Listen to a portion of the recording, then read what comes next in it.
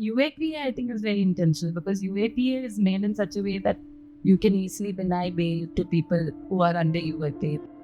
I feel, they don't have any, the courts have no heart. Like, they are not thinking about us as people.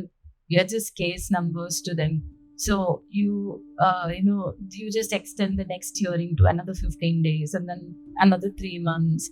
And then you take your own sweet time. But then there are whole families waiting for the verdict. And they don't seem to be worried about that human factor at all. I think it's across everything in India that there is some kind of lack of, people are not really very humane to each other, whether it's in the university or whether it's in the legal field, whichever field I feel this, and in the legal arena, it's like really bad because, as you can see, 5 years, we've been waiting for 5 years.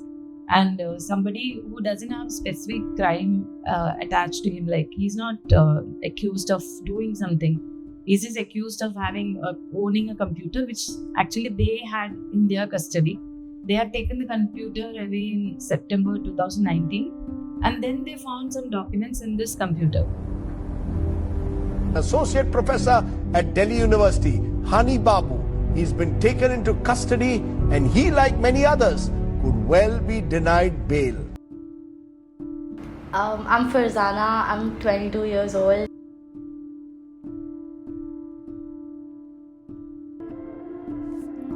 Hoping is like one big thing. Like you have to have hope, even if it like seems tough and even if it's been like crushed multiple times. I feel like it's still very important to keep hoping because it's not impossible for him to like get out. And I just like that's what's kind of keeping me like going. Like right now we're again hoping when it goes to Supreme Court we'll get some relief, and like High Court it'll get some relief, and then I think that's how I like keep it going. And I don't want this to like crush other people's spirits because I feel like living a dishonest life and being free, that is not really being free. Like you're still under that pressure of like I lied or I said something, and like I feel like it's way better this way because I think it's all that.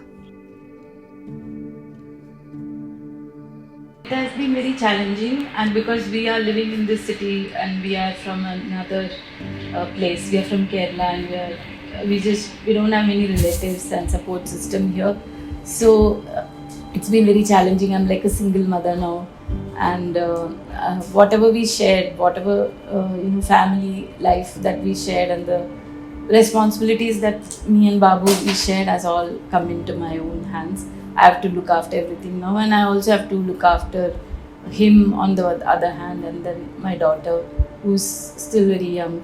So it's been very challenging, and also my college. A team of people came early in the morning. They said they wanted to search my house in connection with this case that is registered in Pune. That is the Elgar Parishad, Bhima Koregaon. These are all attempts to intimidate voices of opposition, voices of dissent. They have coined this new term that is anti-national, after which they coined another term that is urban naxals. Urban naxals. Urban naxal. Urban naxal. Urban naxals. Urban naxals. Urban naxal. So I feel like one thing is that everything has kind of become like the same these days because cultural diversity has kind of like gone down, because you'll see people in India like saying the same slangs as people in Western countries, and like it's like become like they have like a monopoly on all of us. Because like I saw this thing recently where they were saying that social media is not a place anymore. Like earlier the internet was like a place you log into, but now it just kind of extends everywhere. Like you take it with you, it's at your home, it's like outside, and it's just like it's ingrained in the way we are and the way we live. And algorithms and everything, like it feeds you exactly what you want. Like it learns your patterns, your behaviors, and it gives you exactly what you want. So you're like content there, like you can spend as much time as you want there because you're getting more content which like based on what you look at. Recently the baby that was referred to the Supreme Court. So can you please explain and what is this impact that is having in your life, and how do you look at the law right now? I see they don't have any the courts have no heart. Like they are not thinking about us as people. We are just case numbers to them. So you just extend the next hearing to another 15 days and then another 3 months, and then you take your own sweet time. But then there are whole families waiting for the verdict. So actually, we went to the Supreme Court to get a clarification and also, if possible, a bail. But that was denied, and it was sent back to the High Court. See, it's all a matter of legal, technical things. That's what I said. The human connect is not there. But even though it's a technical thing, it's about law, it's about certain clauses and all that. It's dealing with people. No? It's actually made for people. And then you use those very clauses and legal system to punish these people. So it's a very inhuman kind of system.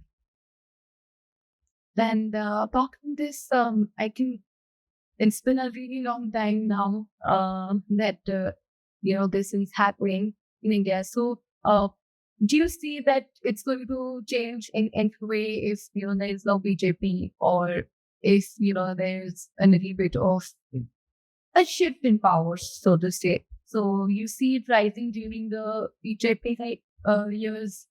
How do you look at the one also? I don't distinguish between Congress and BJP. I think they are equally to blame.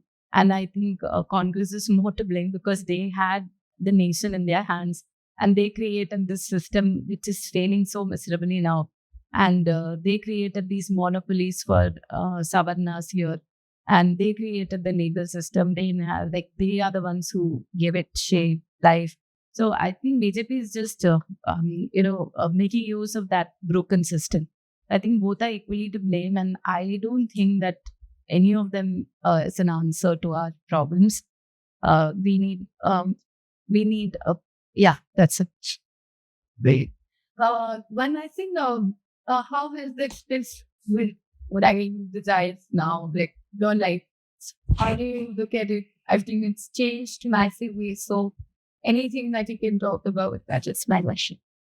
So I don't know how to put it, but driving life has changed. And most of these people who are getting caught under UAP are activists or journalists or, in some kind of social, they're doing something socially. So they use this to these people in prison for long years. So the process becomes the punishment. Because once it comes to trial, then there's no case. So how do you punish these people when when they are not actually done any crime? They're actually doing good things. They're actually interrogating the spaces where they are, interrogating the government, the university. So in such places where they're trying to make some kind of change wherever they are, where they are being political, UAPA becomes a tool to punish them. Because with UAPA, you can easily deny bail and then put them in prison as under trial. Like most of the people in Bhima Koregaon, they came out after 7 years. Some of them are still there after 7 years. Others are about getting to be 5 years now. So this is the 6th year that's going to started. So I think the process is the punishment in UAPA. So this is only crime that he has done. So 1 second. I'm also always behind the camera, so Yeah, that's the best. My dad, my mom and my dad, they used to share responsibilities very equally. So she used to be the cooking, cleaning type person, and he used to be taking me to school or getting me breakfast, and she would deal with lunch and dinner. And it was a huge part of that kind of just went away one day. And when he went, I never thought that he won't come back because he was just going through interrogation for questioning. And after he came back, nobody was there to drop me to school or wake me up in the morning. And then my mom had to take up all of those responsibilities on top of dealing with the case and everything. So it was definitely very hard on both of us.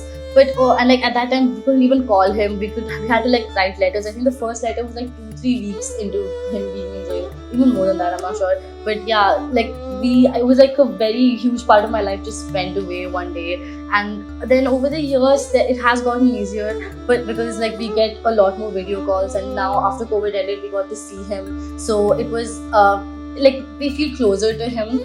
And yeah, I don't know, my life just like, I'd learned how to be more independent in one way, like, which was one good thing out of it, because earlier he used to drop me, he used to like do everything for me, but then with my mom, like, she really didn't have time, or she wanted me also to kind of go out and do things on my own, so I started going to school on my own, and I started doing things on my own, and like, yeah, but I do miss him, like, he used to be very like joking around, and my mom doesn't really understand jokes, so he used to be the one I used to kind of joke around with and play around with. Well, I think it's a like big loss for the university, because Babu was a very different teacher, and he was introducing a lot of like he was talking about a lot of new things like language in the context of specific vernacular languages, and he was really pushing linguistics and language research forward. And he could have like really contributed to that field, because he's a trained linguist, and then he was shifting to looking at language in a social way and looking at the different issues of language in India. So I think that's a big loss that has happened to the university, and he was also a source of support to a lot of Dalit Bahujan students who used to come to the university. They always used to find support for him, because there's so many technical problems that they face, problems with reservation itself, then problems with hostel and other discrimination. So it was always there for him. So such a teacher is taken away from the university so arbitrarily. So I think it's a very big loss for the student community and the university as a whole.